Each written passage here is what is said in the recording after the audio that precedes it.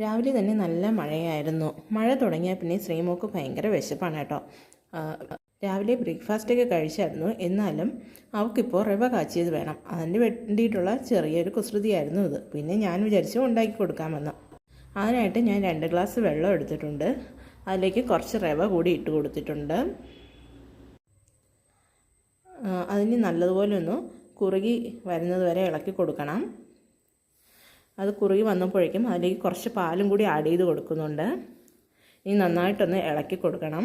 നല്ലതൊരു ലൂസായി വരുന്നത് വരെ ഒന്ന് ഇളക്കി കുറുക്കിയെടുക്കണം. അതിലേക്ക് ഞാൻ കുറച്ച് പഞ്ചാര കൂടി ചേർത്ത് കൊടുക്കുന്നുണ്ട്. കുട്ടികൾക്കായതുകൊണ്ട് തന്നെ ഞാൻ കുറച്ച് ചേർക്കുന്നുള്ളൂ. ശ്രീമോൾക്ക് മധുരം വലിയ ഇഷ്ടമാണ്, എന്നാലും ഞാൻ കുറച്ച് ചേർത്തിട്ടുള്ളൂ. പിന്നെ അത് നല്ലതുപോലെ ഒന്ന് കുറുക്കിയെടുക്കണം. അതിനുശേഷം അതൊന്ന് കാച്ചിയെടുക്കാനായിട്ട് ഞാൻ നെയ്യ് ചൂടാക്കി എടുത്തിട്ടുണ്ട്. അതിലേക്ക് അണ്ടിപ്പരിപ്പ് മുന്തിരിങ്ങയൊന്നും കിട്ടാത്തതുകൊണ്ട് ഞാൻ നേന്ത്രപ്പഴം വെച്ച് അഡ്ജസ്റ്റ് ചെയ്തിട്ടുണ്ട്. അത് നന്നായിട്ടൊന്ന് വഴറ്റിയെടുക്കണം. നല്ലതുപോലെ ഒന്ന് വഴറ്റിയെടുത്തതിന് ശേഷം നമ്മൾ ഈ തയ്യാറാക്കി വെച്ചേക്കുന്ന കുറുക്കിലൊഴിക്ക് അതൊന്ന് ചേർത്ത് കൊടുക്കണം. നല്ല ടേസ്റ്റാണ് കേട്ടോ. കുട്ടികൾക്കൊക്കെ വളരെ ഇഷ്ടപ്പെടുന്നൊരു വിഭവമാണിത്. ശ്രീമോൾക്ക് വളരെ ഇഷ്ടമാണ് കേട്ടോ ഈ കുറുക്ക്.